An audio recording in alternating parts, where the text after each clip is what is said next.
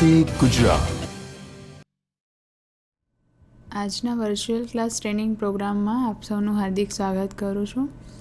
હું આજે ઇલેક્ટ્રિશિયન ટ્રેડના અંતર્ગત મૂવિંગ કોઇલ એ મીટર અને મૂવિંગ કોઇલ વોલ્ટ મીટરની રેન્જમાં કઈ રીતે વધારો કરી શકાય, રેન્જ એક્સટેન્શન વિશે આપણને થોડી માહિતી આપીશ.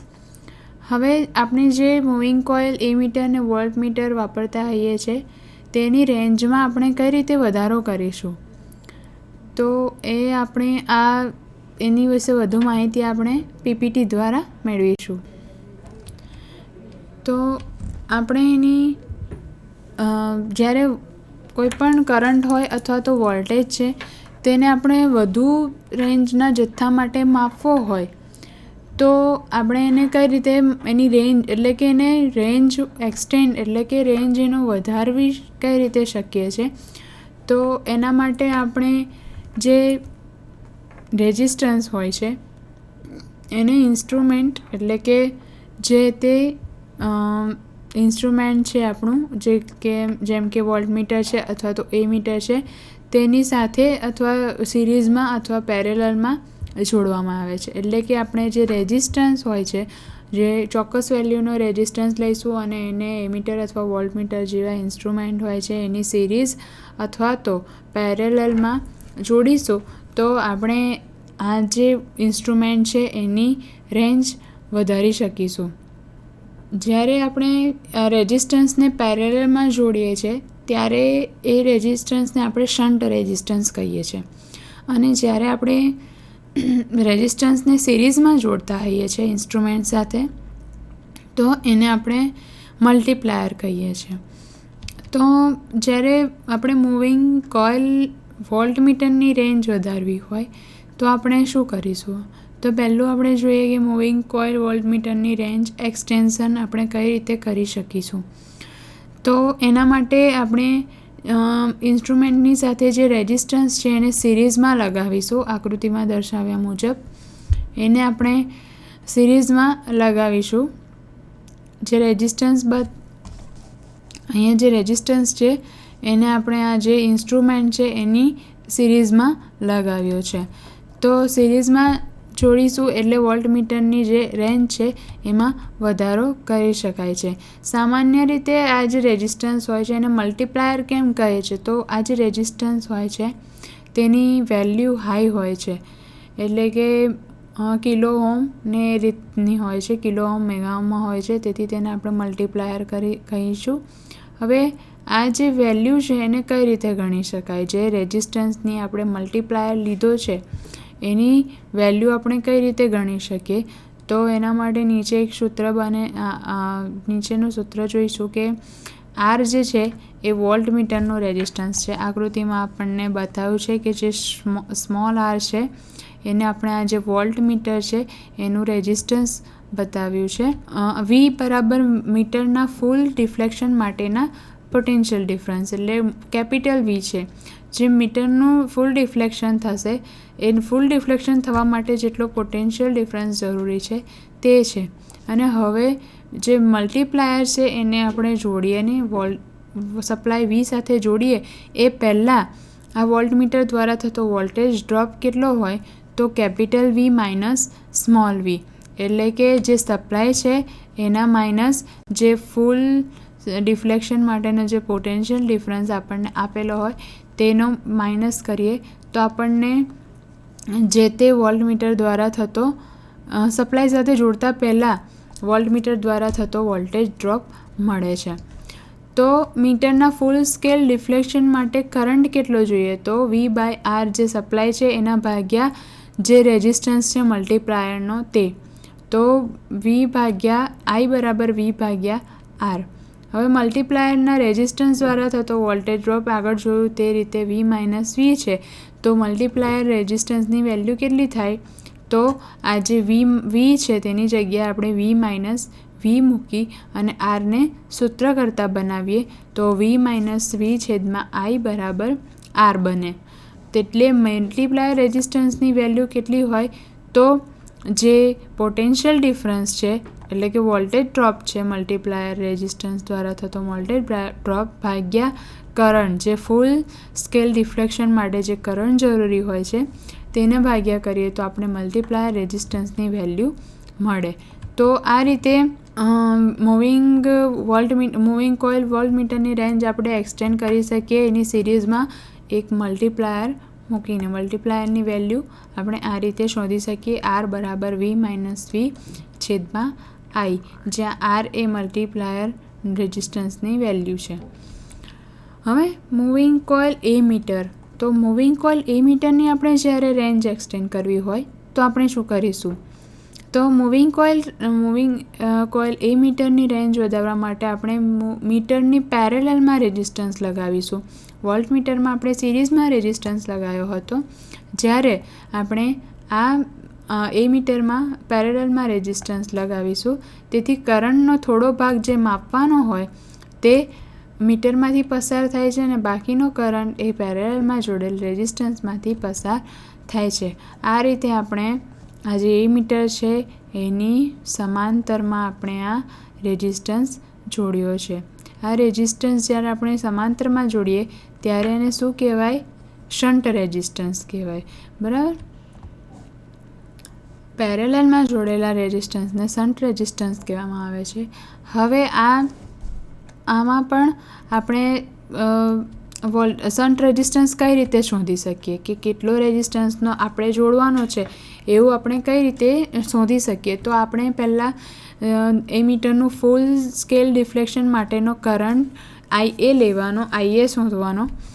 ત્યારબાદ એનો રેઝિસ્ટન્સ R, એટલે IA આપણની પાસે આપેલો હશે આકૃતિમાં દર્શાવ્યા પ્રમાણે. I જે કરંટ પસાર થતો હોય છે, જે એમીટરમાંથી કરંટ પસાર થાય એ IA છે, અને જે શન્ટમાંથી કરંટ પસાર થતો હોય છે એ IS છે. એટલે I બરાબર IA પ્લસ IS એવી રીતે થાય. એટલે શન્ટમાંથી કેટલો કરંટ પસાર થશે? તો I માઇનસ IA જેટલો. બરાબર. ટોટલ કરંટ I છે અને એ શન્ટમાંથી કરંટ કેટલો પસાર થાય? તો I માઇનસ IA કરીએ એટલો કરંટ પસાર થાય. જ્યારે એમીટરમાંથી કેટલું ડિફ્લેક્શન થાય IA બરાબર? તો I માઇનસ IS જેટલું. ટોટલ કરંટ છે એમાંથી જે શન્ટ કરંટ છે એ બાદ કરીએ તો આપણને ફૂલ સ્કેલ ડિફ્લેક્શન માટેનો કરંટ મળી રહે. તો અહીંયા તમને આપ્યું છે કે રેઝિસ્ટન્સ R છે, શન્ટમાંથી પસાર થતો કરંટ IS બરાબર I માઇનસ IA છે, અને ઇન્સ્ટ્રુમેન્ટની સમાંતરમાં થતો voltage drop IR. Voltage drop કેટલો થશે શન્ટમાં? તો IR જેટલો. તેવી રીતે શન્ટમાં ઉત્પન્ન થતો વોલ્ટેજ, તો શન્ટમાં ઉત્પન્ન થતો કરંટ ગુણ્યા રેઝિસ્ટન્સ, તો આપણને વોલ્ટેજ ડ્રોપ મળે છે. તો કરંટ શન્ટમાંથી પસાર થતો કરંટ I માઇનસ IA જેટલો છે અને રેઝિસ્ટન્સ R જેટલું છે. તો શન્ટમાંથી પસાર થતો વોલ્ટેજ ડ્રોપ કેટલો હશે? I માઇનસ IA ગુણ્યા R જેટલો. તેથી આના પરથી આપણને રેઝિસ્ટન્સ મળી જાય, જે R છે એને સૂત્ર કરતાં બનાવો.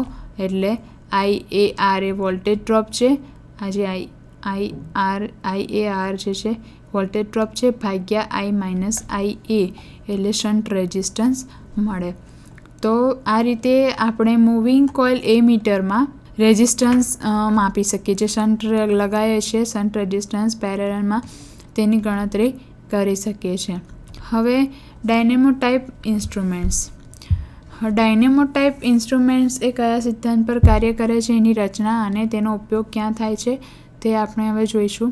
તો આ ઇન્સ્ટ્રુમેન્ટ DC મોટરના સિદ્ધાંત પર કાર્ય કરે છે. જેમ આપણે DC મોટરનો સિદ્ધાંત ખબર હશે બધાને કે જ્યારે આપણે DC મોટરનો સિદ્ધાંત એ છે કે જ્યારે કોઈ કરંટ લઈ જતા વાહકને મેગ્નેટિક ફિલ્ડમાં મૂકવામાં આવે ત્યારે ફોર્સ ઉત્પન્ન થાય છે અને વાહક ફરે છે. આ જે કોઇલ છે તેને ફિક્સ કોઇલ કહેવાય છે, અને મૂવિંગ કોઇલ હોય છે એ ફિક્સ કોઇલની સિરીઝમાં લગાવવામાં આવે છે. ડાયનેમો ટાઈપ ઇન્સ્ટ્રુમેન્ટ્સની રચના છે કે મૂવિંગ કોઇલ અને ફિક્સ કોઇલ, બે કોઇલ હોય છે અને એ બંનેને એકબીજાની સિરીઝ અથવા તો પેરેલલ પર જોડેલી હોય છે. આ મીટર જે હોય છે AC DC બંને ઉપર કાર્ય કરતા હોય છે. જ્યારે AC આ રીતનું હોય છે એનું વર્કિંગ. તો moving fix coil fix coil, આ 2 ફિક્સ કોઇલ આપેલી છે અને આ જે સ્પિન્ડલ પર જે કોઇલ દર્શાવી છે એ મૂવિંગ કોઇલ છે. અહીં સ્પિન્ડલ છે, આ સ્પ્રિંગ, આ જે કોઇલના 2 છેડા હોય એ સ્પ્રિંગ સાથે જોડાયેલા હોય અને આ જે પોઇન્ટર છે સ્કેલ, અને આ સ્કેલ છે. એસી કરંટ રિવર્સ હોય ત્યારે ડિફ્લેક્શન, ત્યારે મૂવિંગ કોઇલ દ્વારા ઉત્પન્ન થતું ફ્લક્સ તે દિશામાં ટોર્ક ઉત્પન્ન કરે છે. એટલે કે જ્યારે આપણે રિવર્સમાં કરંટ પસાર કરીએ છીએ ત્યારે તે ઉત્પન્ન થતું જે ફ્લક્સ છે એ તે સમયે તે દિશામાં ટોર્ક ઉત્પન્ન કરે છે. તેની આકૃતિ રચના નીચે પ્રમાણે જે આપણે જોઈએ એ રીતે ફિક્સ કોઇલ દ્વારા મુખ્ય મેગ્નેટિક ફિલ્ડ ઉત્પન્ન થાય છે. આ જે કોઇલ છે એ 2 ભાગમાં વહેંચાયેલ હોય છે અને તે સેન્ટરમાં એક સરખું ફિલ્ડ ઉત્પન્ન કરે છે. એટલે કે મૂવિંગ કોઇલ જે છે એની મિકેનિઝમને વચ્ચે મૂકવામાં આવે છે અને જે કોઇલ છે એ સેન્ટરમાં એક સરખું મેગ્નેટિક ફિલ્ડ ઉત્પન્ન કરે છે.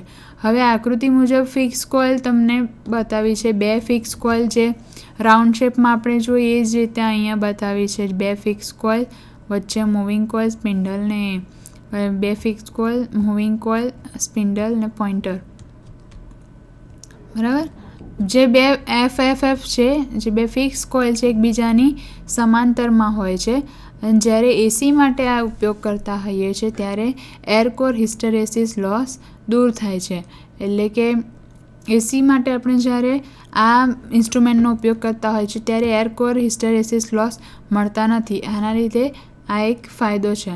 તો મૂવિંગ કોઇલને આની રચના જોઈએ કે મૂવિંગ કોઇલને સ્પિન્ડલ પર બેસાડવામાં આવે છે.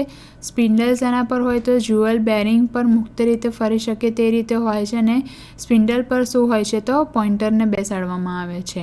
હવે સ્પિન્ડલ જે છે એને ઉપરને નીચેથી 2 ફોસ્ફરસ સ્પ્રિંગ સાથે જોડેલો હોય છે. આ જે ફોસ્ફરસ સ્પ્રિંગ દેખાય છે, C લખેલું છે, તે 2 ફોસ્ફરસ સ્પ્રિંગ છે, તેને સ્પિન્ડલ સાથે જોડવામાં આવે છે. તેના દ્વારા આપણને શું મળે? કંટ્રોલિંગ સ્પ્રિંગ દ્વારા આપણને કંટ્રોલિંગ ટોર્ક મળે છે તથા અને મૂવિંગ કોઇલમાં કરંટ આપે છે અને લે છે. સ્પ્રિંગનું કાર્ય મૂવિંગ કોઇલમાંથી કરંટ લેવાનું અને આપવાનું છે. હવે આ કાર્ય કઈ રીતે કરે છે? તો આકૃતિ મુજબ ફિક્સ કોઇલમાંથી કરંટ IF પસાર કરવામાં આવે, જે આ ફિક્સ કોઇલમાંથી IF પસાર કરવામાં આવે અને મૂવિંગ જે કોઇલ છે એમાંથી IM પસાર કરવામાં આવે. જે ફિલ્ડ સ્ટ્રેન્થ હોય છે, જે મેગ્નેટિક ફિલ્ડ ઉત્પન્ન થતું હોય છે જ્યારે આ વાહક ફરે તો શું થાય છે? મેગ્નેટિક ફિલ્ડ ઉત્પન્ન થતું હોય છે. તો મેગ્નેટિક ફિલ્ડ કેટલું મજબૂત, એટલે કે એની સ્ટ્રેન્થ, એની મજબૂતાઈ શેના પર આધાર રાખે છે? તો IF એટલે કે ફિલ્ડમાં પસાર થતા કરંટના પર આધાર રાખે છે. એટલે IFના સમપ્રમાણમાં હોય છે. હવે ફિક્સ જે કોઇલ છે એના દ્વારા ઉત્પન્ન થતું ફ્લક્સ છે એ ઇન્ટરેક્શનના કારણે ડિફ્લેક્ટિંગ ટોર્ક ઉત્પન્ન કરે છે.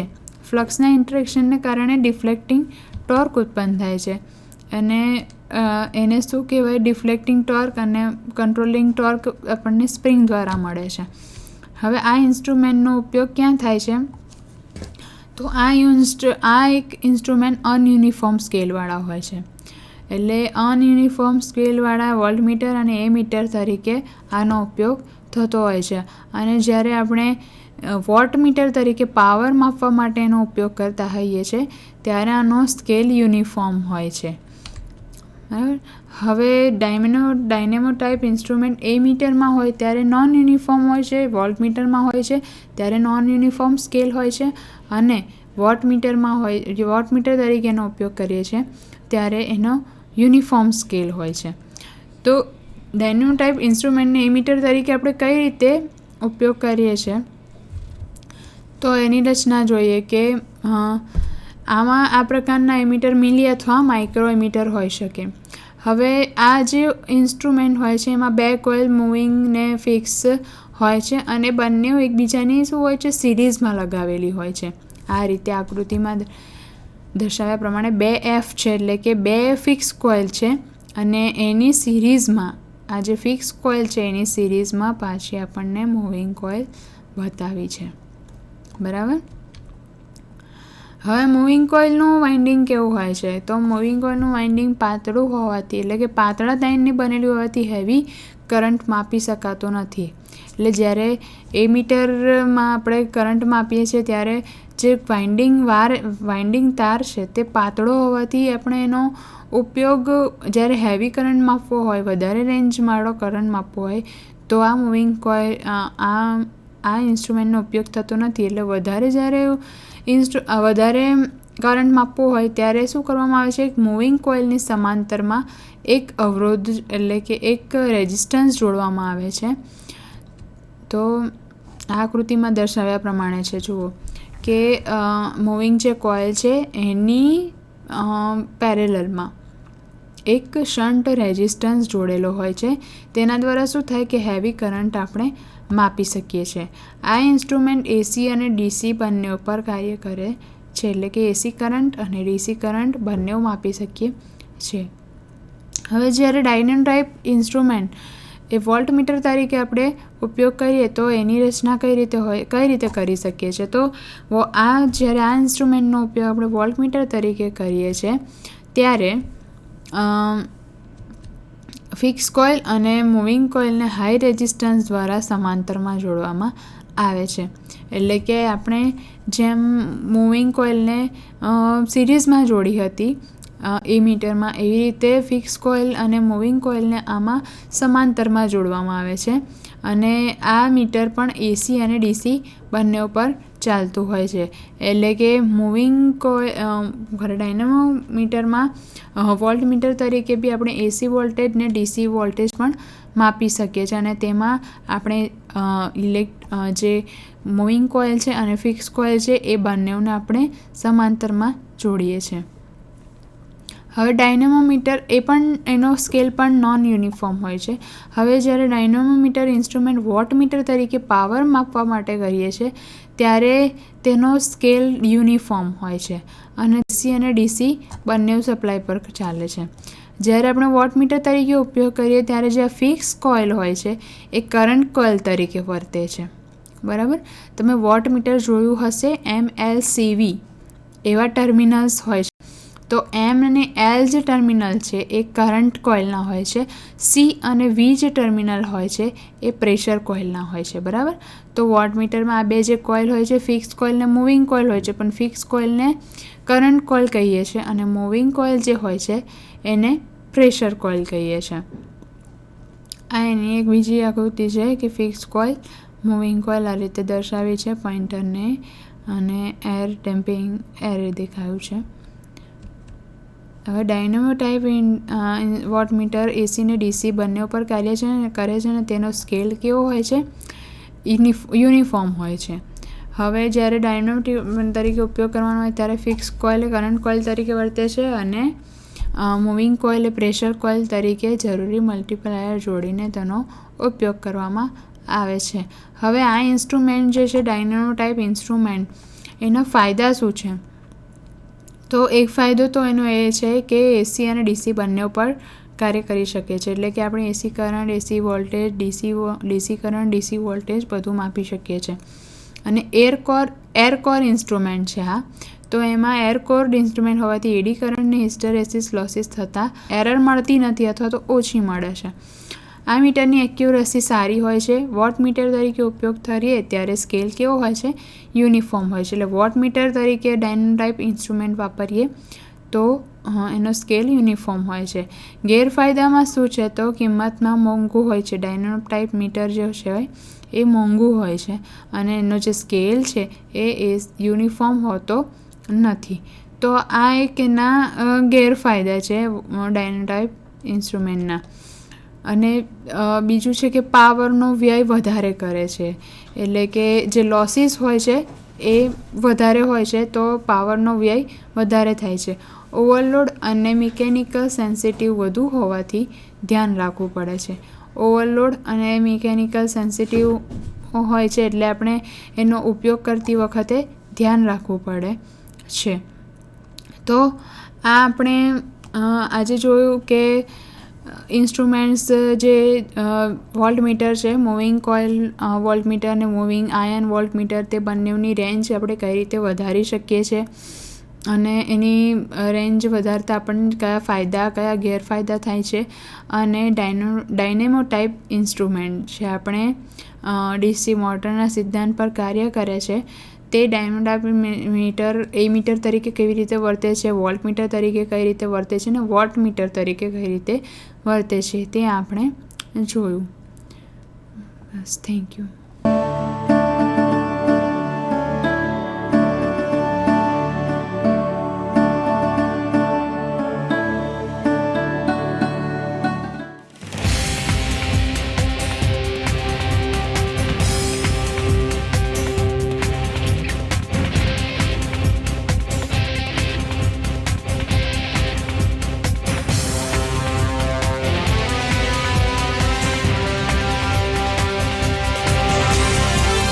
વંદે ગુજરાત.